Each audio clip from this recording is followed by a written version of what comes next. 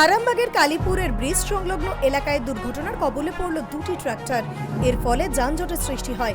জানা গিয়েছে আরামবাগের দিক থেকে আসছিল একটি ধান বোঝাই ট্রাক্টর, অপরদিকে কামারপুকুরের দিকে যাচ্ছিল একটি রড বোঝাই ট্রাক্টর।